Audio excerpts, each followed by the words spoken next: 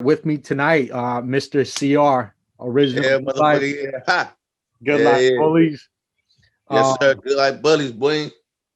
I can't even go off. I think what just off the discography I seen, you've had more than 9 albums out, Yeah, a ton of mixtapes, let alone singles. yeah, And then not only that, but those singles or those albums have tons of West Coast rappers, like tons of them, like legendary cats. yeah. Um, I really couldn't find too much about your history, which was pretty interesting. So Yeah. I think that's one of the questions I want to lead off with. Like, All right. how did Mr. CR become Mr. CR?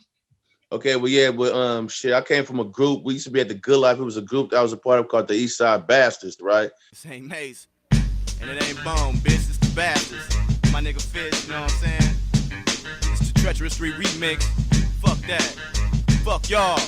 Fuck y'all. So we was the bastards, but we was we used to fuck with Fish and LA Cool and all them type of dudes. They kind of like low key took us under their wing or whatever. Me and two other cats. You know what I'm saying? So they took us under their wing, and that's the name we went by at that time, was the bastards or whatever. You know what I mean? Then as time, grew, developed to just me by myself or whatnot. How did you pretty much get into rapping then? I mean, you're talking about getting into this group, but what was your story? Well, basically, as far as me getting into rap shit, I've been doing this shit since as long as I can remember. But basically, how I really got into this hip hop shit, I mean, I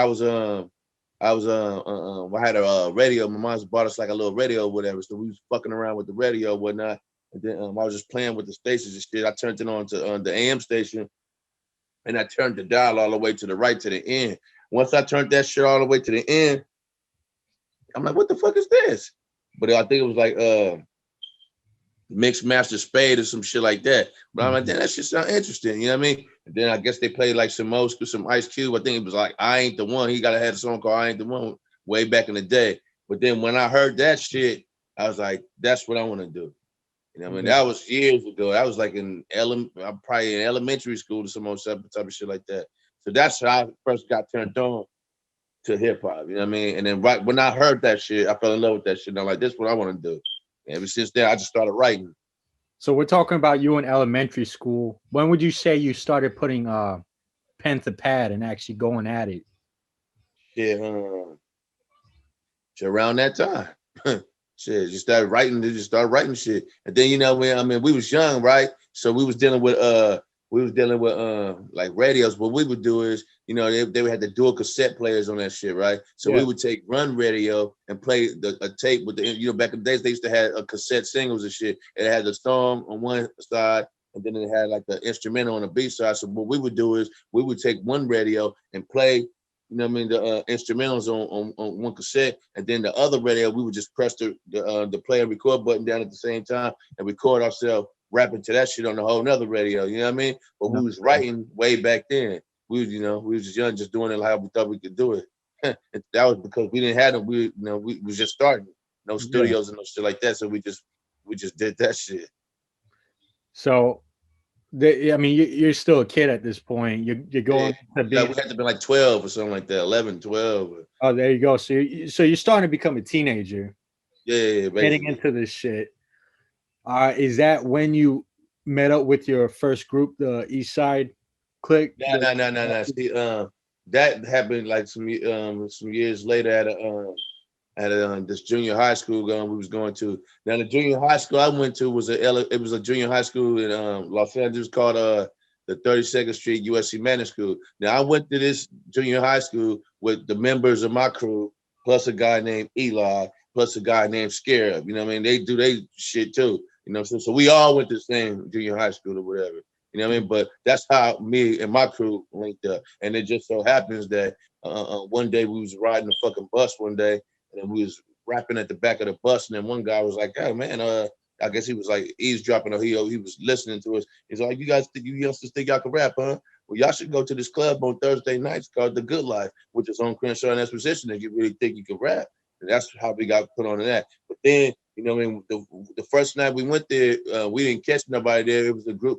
I met a guy named Buckwheat and a dude named Steinman. They was from a group called the Westcoast at the time. You know what I'm saying? They used to fuck with the Far Side and all that type of shit. But we met them the first time we went. And then we went back like maybe a month or 6 months later.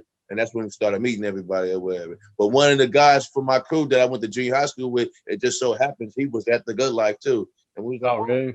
You rap too. You know what I mean? So, and that's why we started connecting like that. Plus a number of other guys, like, it was like, oh, y'all should be a group and all that old type of shit. My nigga Choo Choo was like, you know, we all should be a group. You know, but then, but that's how that shit happened like that. So I think that's a pretty powerful moment where that's just the way. That's just how the universe works. You know. Then we get there. Then you got to do is like I don't know what the fuck, but you know what I mean. I guess the dude LA Cool, aka the Rifleman, he seen us.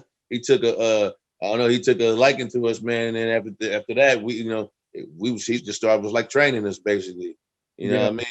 Picking us up every Thursday night and taking us there. We at the studio with him, watching him create and shit like that, and learning the work ethic from this guy. You know what I mean? Performing and all that type of shit. So it's just funny how the stars align, how the universe work and brought that shit together like that. That's just how it worked, though. Yeah, it's wild you say that, because when I was doing the interview with LA, like he told me like he used to write his rhymes backwards. And I was like, what? Like I thought, what? Yeah, so I mean, he's no joke, man. Going back to work ethic, there was a couple times. So when I was doing the Kilu and Micah part 2, they said you just stepped out from Micah's house, and then when I was doing the LA interview, you just finished a call with him. So it's like I just missed you on passing, man. Yeah. I be all over the place. With them homies, so. Yeah, they said you're working all the time too, though. Yeah, but I get that from them. You know what I'm saying? Yeah, that's awesome.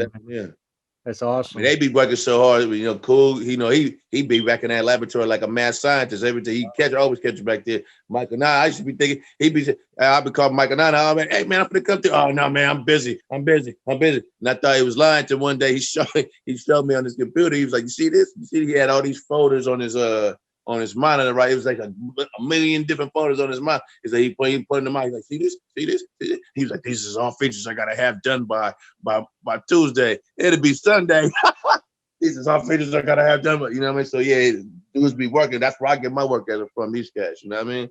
They work hard to establish themselves as who they are right now, and I'm trying to do the same shit. You know, I think I want to get into that a bit later, because being an MC and Project Blowed is a big thing.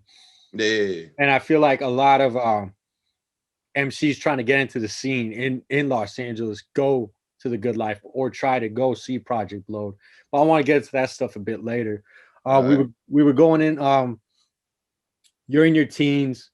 LA's picking you up because he found an interest in you. You met one of your crew at the Good Life. And he coincidentally went to the same junior high school we went to as well. Without you even knowing.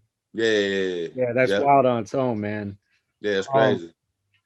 So you're rapping at the Good Life for how long until you actually, you know, meet up with these guys and you're like, we need to start some shit now? I think it was like maybe as far as the members from my crew.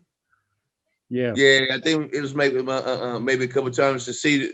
It was me, my brother, and a dude. My brother's name was a dude named Versatile. Then it was a dude named Misfit, and we was all the bastards. Now me and my brother, of course, that's me and my brother. We together. But the dude Misfit was hanging with Choo Choo from the Good Life. He used to host the Good Life, you know, whatever. So I from what I can recollect, I think Choo Choo was the one that was saying they should be a group. You know what I mean? Y'all should be a group, something like that. And then Rifleman was the main one that was mainly like picking us up every Thursday and training us like that. So we linked up together like that. Then we ended up, and then next thing you know, we're going to school. I'm like, oh man, we go to the same school. Oh y'all, you know, and then we just linked up like that. And took off from there. Every shit, we was always going to this dude's house, and then you know what I mean, just writing and just coming up with shit, you know, and then you know, the rest is history. You know. What year was this? This had to been like maybe like 93, 94, something like that. A lot of good albums came out in 94, both East and like West Coast. Yeah, it was like 93, 94, something like that. That's fucking wild, man. Listen to the history of this shit. What you drinking on over there, man? Rum. Woo. Yeah. Where you at? What city you in? I'm 30 miles south of DC, man. In the snow right now. It's snowing like a motherfucker. Oh hell yeah, I believe it. Shit, hell yeah. Y'all got that COVID shit, all that pandemic shit going on out there too? Not as bad as California, man. They got California by the nuts. Oh yeah. I mean, it's bad out here, but shit, everybody's still doing what the fuck. They're doing whatever the fuck they want. Yeah. Yeah. So. Is the pandemic fucking hurting business? I mean, as far as certain shit that I be having to do in my personal life, certain places is closed. But as far as this rap shit, I just came back from the studio. That's why I'm over here laying down, tired as a motherfucker. I just got back from the studio. That shit ain't something. When this shit first cracked off, I did a video. I was like, oh, ain't nobody in the street. And we standing in the middle of the street in places that we normally couldn't stand at. When this shit, I've been working through this whole shit. It was on YouTube, right? I think I saw it. Trying to find it. Video. It's called All Eyes on See. And this shit look like a ghost town. I'm all downtown, standing in the middle of the street, the freeway, all that shit. Yeah. I think I saw All Eyes on See. Yeah, I'm like, oh, y'all in the house, I'm in the street. I might be an ignorant standpoint of it, but we know when it first popped off, we didn't think it was. I didn't think it was as serious really real until time passed, and I started saying, oh, this shit real out here. Yeah, I was one of the non-believers at first, but now I'm a believer now. I know a couple of people that caught that shit. So. Yeah, man, it's crazy to actually hear like people actually catch this shit. People catch this shit. Yeah. I know 2 or 3 people too that caught that shit. Now again, pretty fucked up from it too, man. Yeah, I know a couple of cats. They caught that shit. Was down there finna fight each other over arguing over who gave it to each other. I'm like, oh, y'all crazy as a motherfucker. Yo, I'm pretty sure. So, when this shit first started popping off, like when it first started in China, and then it went to like Europe and it hit Italy bad. Yeah. I just got back from Italy. Maybe like a week after. Damn. I got sick really fucking bad. And how you got sick? Yeah. How did that shit feel like? What that shit feel like? Oh, it felt like going through like withdrawal, like like your body shaking, your mind shaking, but like you said your mind shaking? Yo, I was fucking bogged the fuck out, bro. It felt like that's crazy. I don't even want to experience that shit. Yo, I was having my wife, she said she had to change the bed sheets like twice a week because I was sweating. I will wear a sweat top, hoodie, beanie, long socks, and I would sweat right through it, bro. It was just like having a flu or something or fever. It was like a flu on steroids, and I went to the hospital 4 fucking times. They're like, we don't know what you got until the COVID test came out, and they're like, by the time the COVID test came out, they gave me it. They're like, we're pretty sure you don't have it, just because it's been 14 days since you've been sick. And I was like, so why the fuck you testing me? Yeah. Right after I said that, it's crazy because the CDC called me. I didn't give no one my number. The CDC called me and a doctor was like, hi, Daniel, blah, blah, blah, blah. I said, how the fuck did you get my number, yo? That's crazy, bro. Yo, it's wild, crazy, man. Wild shit. Yeah. So how long did that shit last? I mean, as far as the sickness and all that shit. It was like 2 weeks, man. Damn. And it was crazy because I was sick, but I would be, holding my daughter. I would be around my wife. They didn't get sick. My mom got it from me, and she was pretty much MIA for about the same time, 2 weeks. Well, I'm saying, okay, now when your mom's caught it, was you already feverish and all that shit? Or? Oh yeah. Oh yeah. Because they're the ones that picked me up from the airport. Oh. You were sick when you left from the airport. Oh, bro, I was dying, man. Anyone and everyone that I came contact with when I was in Europe was just dying, and no one knew why. And then my wife would be hitting me up from here, and they'd be like, "There's like 93 cases at the elementary school over here." Blah blah blah blah. It's like, what the fuck is going on? And then when the doctor called me, actually, it's funny you fucking mentioned this shit. When the CDC doctor called me.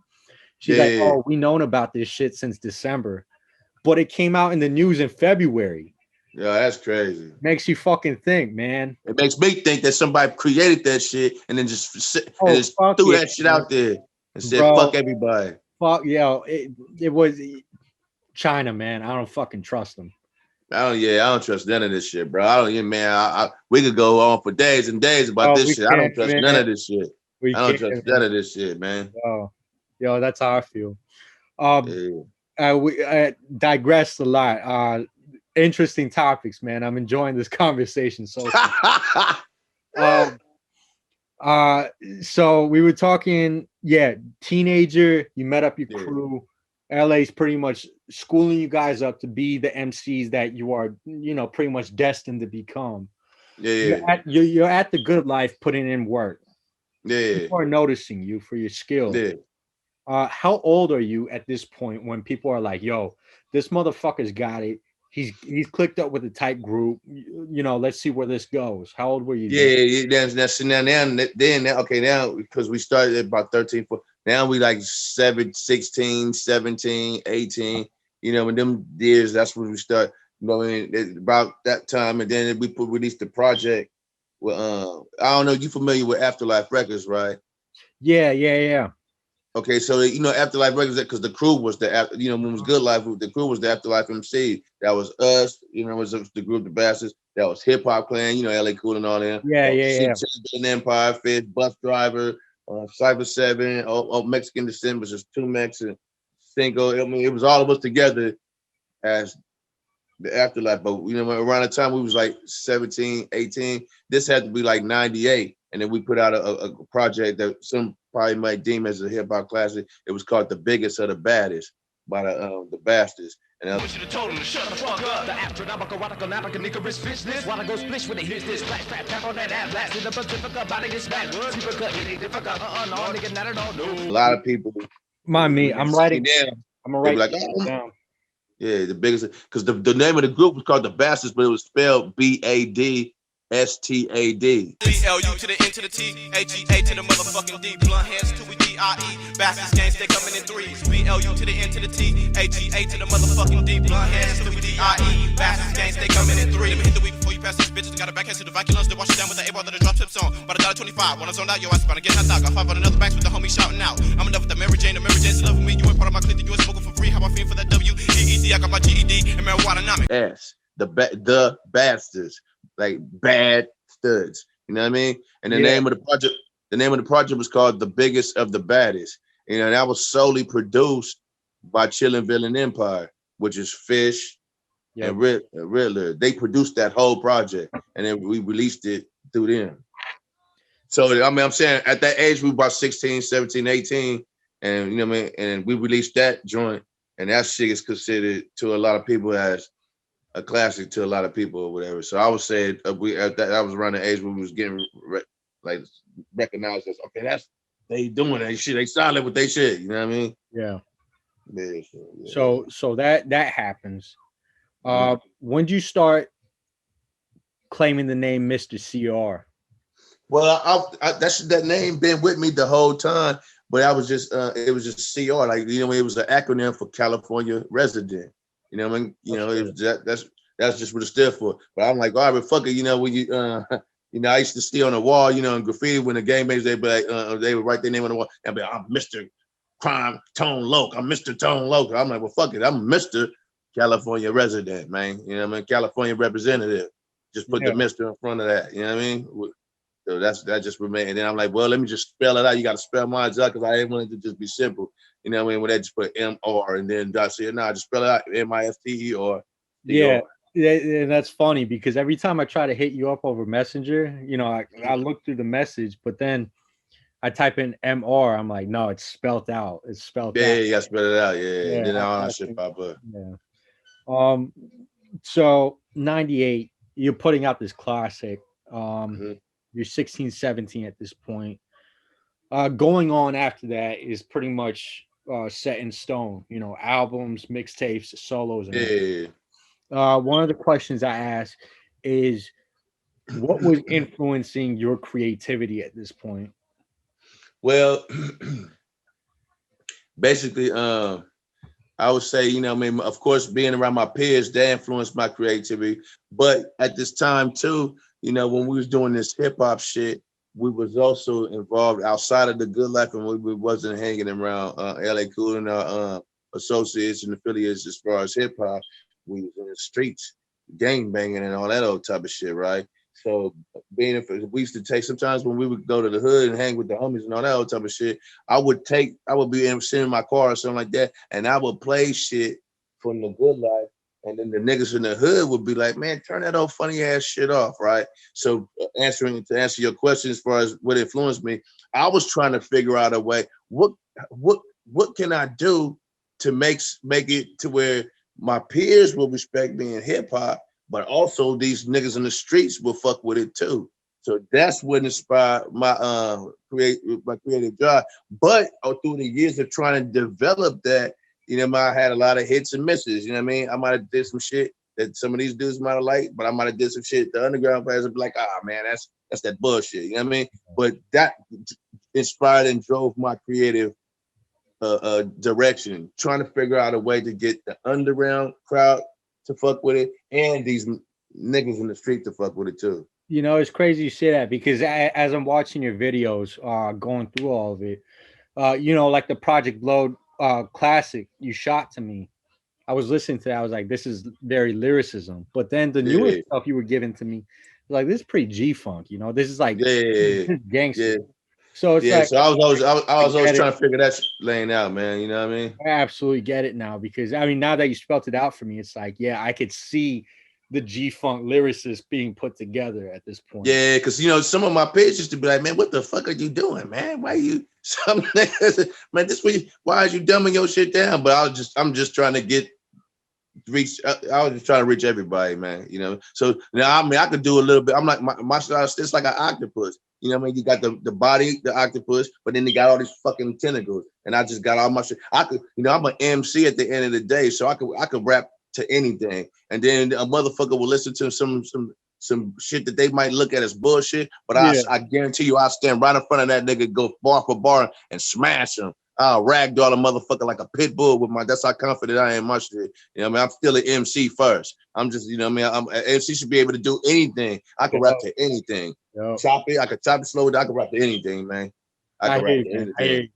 I'm not an MC, I'm a B-boy by trade. So you know, I get down to anything as well, even if I'm old and broke now. But I just love this shit. I'm gonna keep doing this shit until I just can't do it no more. That's just, you know, you got the bug. You can't shake the virus. Yeah, that shit like crack to me. You know what I mean? It's addictive. That shit is addictive. Yeah, you know what I mean? You know, especially it's like, you know, when you recording the song, right? I was telling these dudes at the studio today before I came here. I was like, it's nothing better than when the thing I hate is when you go to a studio and you record the song and they don't come out like how you pictured it. You know what I mean? But that's rare that happens. You know what I mean? And then there's ways to prevent that. But see, when you go to the studio and you record the shit and that shit came out exactly how you imagine that shit, well, that's how you know that shit slap. You know what I mean?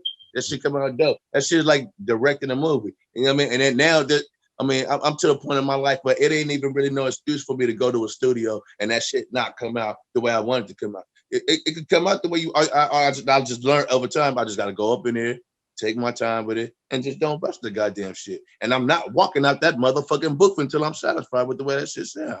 You know what I mean? Because I don't want to have the fan to have an excuse to not fuck with my shit. If I'm coming out that studio and I ain't liking the way my shit sound, why the fuck am I gonna present that to the public? How many times would you say you had to go to the studio back when you were younger compared to now? Well, I would say I can't even really count because it's not. It only take me one time to once or twice to learn that if you don't get it done right the first time, that you know what I mean. If you the dude told me this, and this line stuck with me. This nigga told me straight up. He's like, if you get it done right the first time, you ain't gotta go back and do that shit again, man. It's true. You know what I mean? And then for a lot of people, like a lot of like cool, you know what I'm saying? If I don't, sometimes, you know what I mean? For the most part, it only take me 1 or 2 times to knock that shit out. And these Rifleman to tell you know what I mean? Unless I'm drinking. And right now, unless I'm drinking, I might take a little bit more than 1 or 2. But usually it don't take me no more than 1 or 2 takes. Even if I write that shit then and there, it don't take me no more than 1 or 2 takes to get that shit up. 3 or 4 at the most. But if I'm drunk, it's gonna probably take me like 3 or 4, like 4 or 5 or so. But usually it's like 1 or 2 takes. Yeah, you know man. I mean? No, I hear you. Usually I take this shit serious. I take this shit serious, very serious. You have I can't to, be out, I mean, niggas be out here running around here talking about, oh, these new dudes whack. These new dudes whack, but what are you doing to prove that they whack? That's another thing I'm saying too. Like, you know what I mean? There's a lot of dudes like, I don't want to hear it. If you an MC, nigga, show them. Put that work out there, man. Show these dudes how to do it then. That's what I'm doing. That's what I'm trying to do.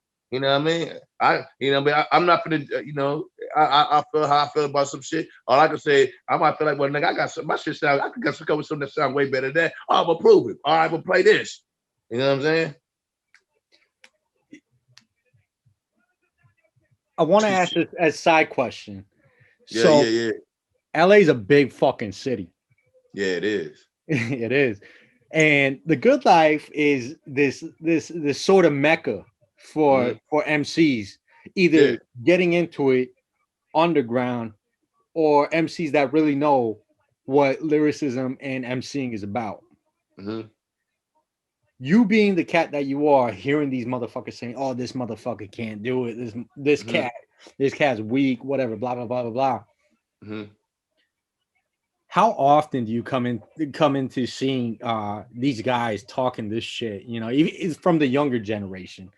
The only reason why I'm asking this is because when people see this, you know, I want them to have like a wake up call almost. Be like, I want them to second guess themselves and say, "Yo, am I the same way you said? Yo, I don't leave this motherfucker until I know I created a hit." I want that feeling to go and stick with these guys, thinking, "Yo, I'm the best and the biggest and baddest." Yeah, but you know what's crazy though? You know what's crazy? Like, I mean, like, all right, it's like it's a lot of dudes that's artists that's out, right? That we wouldn't consider lyrically capable of anything, like, you know, because we come from a real critical time when you just really had to be on that. I mean, we came from a time where people was actually fighting over like I didn't get it. You rapping over me, it's my turn. Niggas, bam, you know what I mean? We took that shit real serious. But it's some artists out there that's right now that I wouldn't say they lyrically shit to compared, but I respect that in their mind, some of them really think they are that, and but that's just I respect the well, at least he in his mind he think you know what I mean, he's sitting there I'm watching some of these dudes DVD. I'm like, oh, they sitting out there freestyling and all that shit. They really think, but they don't. Yeah, you know what I mean. But I just respect they drive up, you know. Well, okay, well, he think he MC, you know what I mean? Niggas say MC in his own mind, but it just ain't, you know. Shit. Yeah, Other than that, for the most part, but yeah, man, you know, I'm not leaving that motherfucking studio till that shit right. You know what I mean? Yeah, no, I enjoy people, like I enjoy putting some shit out and reading the positive feedback.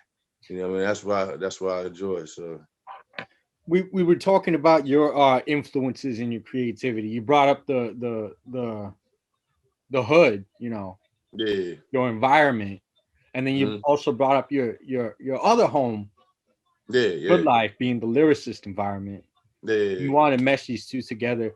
My question to you is, what is your creative thought process when you're trying to not only put these two complete different sections together, but also when you rap in general?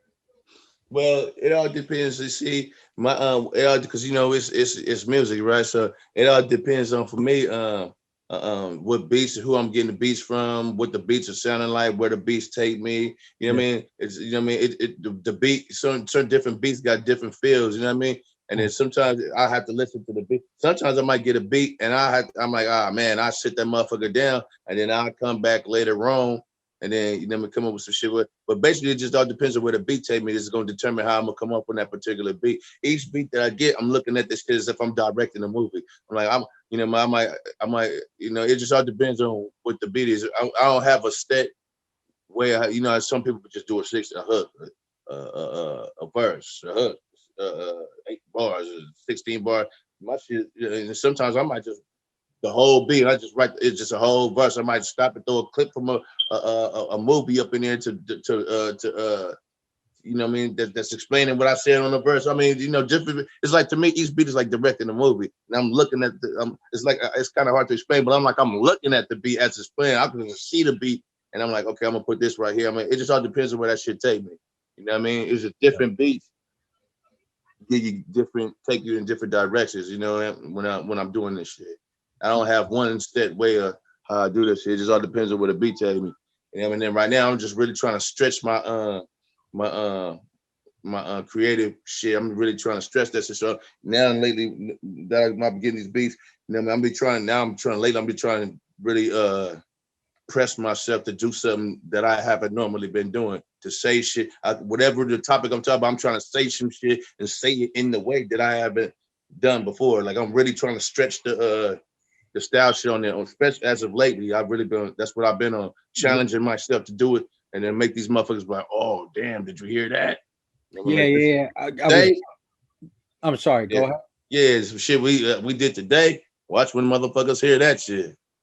I was reading in the only bit of the bio that I found that you're talented in multi-syllable lyricism. Yeah. Going into that a bit more, you only rap over West Coast beats or East Coast beats? I know that's a very bland question. Yeah, you say, do I? Yeah. I rap to what whatever. I just rap to whatever. You know what I mean? I rap to whatever. I'll rap over some motherfucker EDM shit if that shit sound dope. I just haven't met or ran across anybody that sent me anything of that nature. You know what I mean? Yo, I mean, I don't produce anything, but I sample hunt. I beat collect like a motherfucker. I'll send you some shit. Yeah, send me some shit. Send me some shit. Yeah. If it's dope, I'll fuck with it. Send me some shit. A lot of it's East Coast though. I don't give a fuck. Send it. I just my boy, right? You know, everybody on this Griselda thing and you know, the Benny the Butcher and all them, right? Yep. But what's a trip, right? The type of shit they fucking with Alchemist and they pray to get, they all fucking with Alchemist. But my boy was in junior high school, the same junior high school I went to was Scared, Eli, and my crew. And then my boy went to the same thing. And way back then, he was like a De La Soul freak. He was really on the De La Soul, like tough. But every day he used to come to school with these records, showing us a new record, the small mini records. And 45. Yeah, but the shit that they Westside Gunn and them rapping off of right now, man, he was doing that shit back in junior high school. My boy Mitchell Gomez was doing. So he just recently sent me some shit. So we're talking about your creative influences, not your creative influences, but your creative thought process. Yeah. And you're talking about, I mean, it's everywhere. Yeah. My shit, my shit scattered all over the place. It's just, you know, whatever that beat take me, I go. Whatever that like beat take the movie. And like that's just like that shit you play. I could get down to anything. Even the shit you just played, I could rap to anything. All that shit. I'm an MC, man. I think that's a hard title to actually earn these days, because people say I rap. Yeah, you rap, but are you an MC? Can you freestyle? Can you go off the top? Yeah. Whole different subtopic. Yeah. What challenges have you faced coming up, not only from you, Mr. CR, coming up as an elementary school kid rocking them cassettes, to you now as Mr. CR, Good Life Bullyz, you know, Mr. motherfucking CR. Yeah. Like, what are those challenges you faced? Challenges as far as like what? Like, what you mean? Like, anything musically, life that impacted your music. I mean, not to get too personal either. Well, okay. Well, look, man, I can say this, you know, because, you know, from the time I started to now, right, and in between, I've seen a lot of people come and go, right? I've seen a lot of people come and go. Like, I've seen people give up because they done had kids and you know, all type of shit. But for me, I mean, I can tell you that's, you know, I can see other people's challenges, but for me, I just been living my life. And hip hop for me just been like a faithful bitch that been there and that never left. You know what I mean? Because all through my ups and downs, being homeless and all this type of shit, I never stayed not going to the studio. I always was able to make time for that shit. through all my life, through all my stages of my life, ups, downs. I was always still able to make time to go to the studio and knock some shit out. Your life.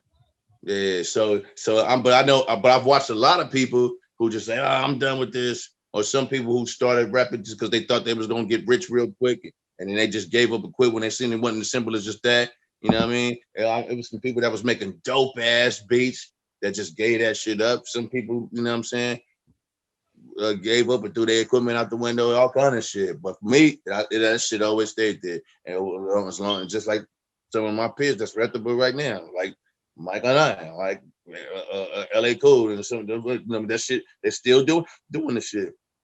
Yeah. You know what I mean? Then like, you look back 10 years ago, I'm like, damn man, I remember this guy, remember that guy.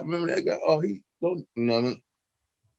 So I mean, as far as I guess I'm looking at other people, it might have been challenges for them as far as them quitting and giving up. But for me, I'm like, I you know, that shit been there all my life. You know what I mean? But as far as life, everybody got ups and downs, high points, low points. But through all my high points and through all my low points, ups and downs, having kids and all that type of shit, hip hop still been there for me, man.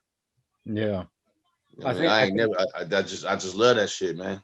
Yeah, it's passion, man. You can't give it up. It's in your bloodstream. It's in your DNA. Yeah, I ain't making no millions of dollars out of shit. I'm getting up tomorrow morning at 6 o'clock in the morning. You know what I mean? Wake up, walk out this door at 7 o'clock and go to work. When I get off work, nigga, I'm finna be writing some shit. You know what I mean? Same thing. Friday, I'm gonna go pick up Cool and then we going through the homie video shoot. You know what I mean? Saturday, Sunday, you know, I mean, that's all I'm doing. They closed the gym down. I can't go there. So, you know what I mean?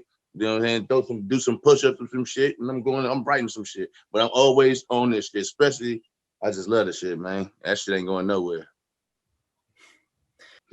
From what you said, I'm going through the Project Blowed albums right now, playing it on the speaker. Yeah. The amount of work you said you put in, man, it's just remarkable because I love talking to artists like you. Mm-hmm. But I also love hearing about how much work and dedication you put in. I think people underestimate that the most. Yeah. I think from a fan's perspective, mm-hmm. or whoever is going to watch these chopped up blocks, they underestimate the amount of time, the blood, the sweat, the struggle that you go to make the music that they want to hear. And that not only that, but the sometimes the money spent on features, studios, videos, all that shit. Let alone the most expensive ingredient, time. Like you carved out time for this shit. You could have been back in the studio doing other things, you know. Yeah. Again, man. Thank you again for hopping in to do this. I'm gonna take all your footage as much as I can, chop it in, put it in the interview. I wanted to go off with this last kind of topic. You mentioned this about the Good Life. Mm-hmm. You were this young kid walking into the Good Life. Yeah. You were rapping. People noticed you. Now people know you. Mm-hmm. People notice you in a different way. Like, this guy's a fucking OG. Respect him. Yeah. What do you have to say to cats in the younger generations? Mm-hmm. As far as what? Just what, some advice or advice, drive, whatever, man. Like what I mean, shit, man. I mean, cats in the younger generation. I mean, hey, shit, man. All I can say, if you're in this hip hop shit, man, just stay persistent with your shit, man, and keep, you know what I mean, doing what you got to do to be the best you can be at the shit, man. You know what I mean?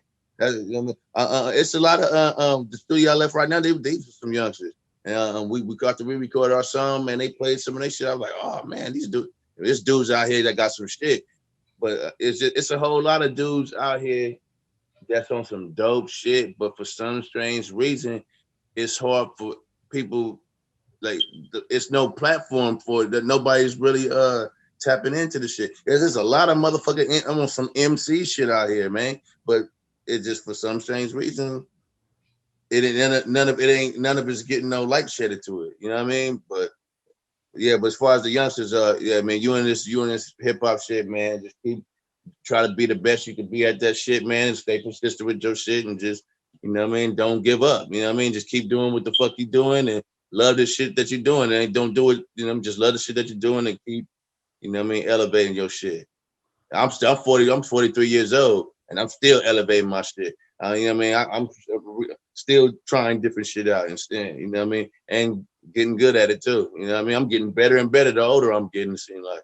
You know what I'm saying? So that's all I can tell youngsters. Stay persistent with your shit and don't give up. Stay, you know what I mean? Keep that wheel turning, that car driving forward, you know what I mean? Mm-hmm. With no fucking brakes. So now that all the questions are out the way, I opened this up to like a whole discussion. You know, we were getting the COVID shit. Yeah. I don't want to rob you of any more time, but if you got more time, we could go into a discussion about some shit just to keep it like open, or do shout outs or whatever. Right. You name it. It balls in your court at this point. All right, well, yeah, man. You know, for those who watching, man, y'all need to go check out my new. I just dropped a project, man. It's called Mr. CR Reputable. I don't know if you're familiar with a guy that he was formerly known as No Can Do, but he changed his name to All City Jimmy, right? But it's a project that he put together. I put it out through his label, the Hellfire, you know, / Empire, but whatever. But I got a new project. It's called Mr. CR Reputable. MISTER Reputable, and I got 7 songs on there, and it's dope. That shit dope. When is that dropping? When is that dropping? It's already out. It's out right now. Yeah, it's been out. It's been out. I think a month or 2 now. I got some bangers on there.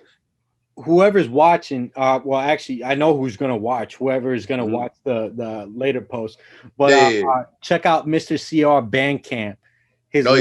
Your link is on your IG, right?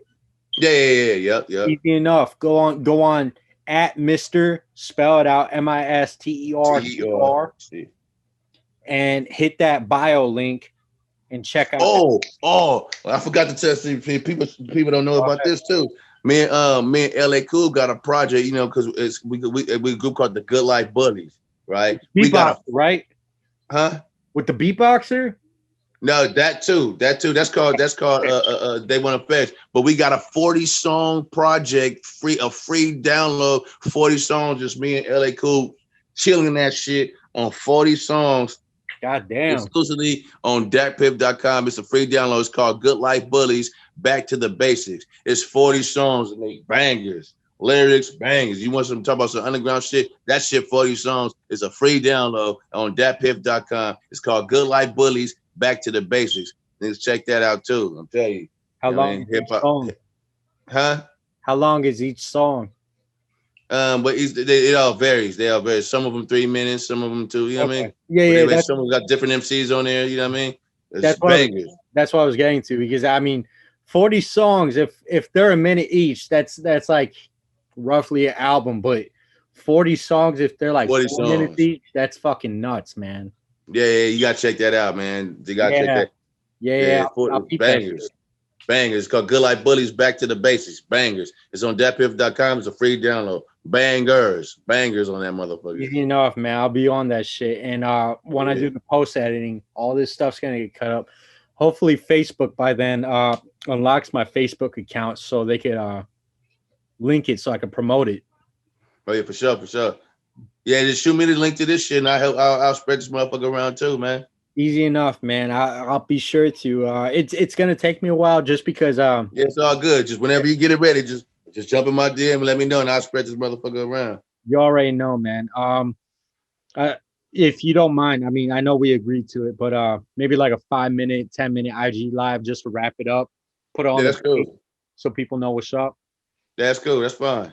All right, man. Hey, I hope I asked you some questions that no other interview had asked, or made you at least think in a different way. Yeah, it's cool. That shit was cool, man. It's dope, man. Yeah, man. Anytime, man. If you have any other ideas or anything, let me know. I'd wholeheartedly be down to do anything else, man. It's been a blessing, man. Yeah. I appreciate this shit, man. Yeah, no, I appreciate you, man. Hope you stay safe. Hope everything's well. I'll catch you on IG Live in like 2-3 minutes. All right, for sure. All right, for sure. Hey.